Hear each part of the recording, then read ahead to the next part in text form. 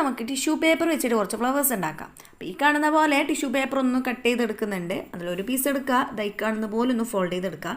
Normally നമ്മൾ flowers ഉണ്ടാക്കാൻ fold ചെയ്യുന്നില്ലേ, അതന്നെ സംഭവം. പിന്നെ റാ ഷേപ്പിൽ മുകൾ ഭാഗം കട്ട് ചെയ്തെടുക്കുക. ഓപ്പൺ ചെയ്യുമ്പം ഈ കാണുന്ന പോലെ കിട്ടും. അത് നമുക്കൊന്ന് മുകൾ ഭാഗത്ത് മാത്രം ഒന്ന് കളർ ചെയ്തെടുക്കണം.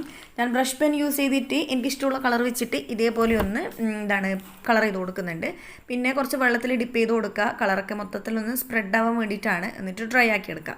ഡ്രൈ ആക്കിയ പീസാണ് ഇതായി കാണുന്നത്. അത് ഓരോന്നും സെപ്പറേറ്റ് ചെയ്തെടുക്കുക. അപ്പോൾ ഒന്ന് തന്നെ നമുക്ക് 2 പെറ്റൽസ് ഒക്കെ കിട്ടും. അതൊക്കെ ഇതേപോലെ ഒന്ന് റെഡിയാക്കി എടുക്കുക. പിന്നെ ഒരു ബാമ്പു സ്റ്റിക്ക് എടുക്കുക, ഗ്ലൂ അപ്ലൈ ചെയ്ത് കൊടുക്കുക. എന്നിട്ട് ഓരോ പെറ്റൽസും ഇതേപോലെ അറേഞ്ച് ചെയ്തിട്ടൊന്ന് ഒട്ടിച്ചെടുക്കുക.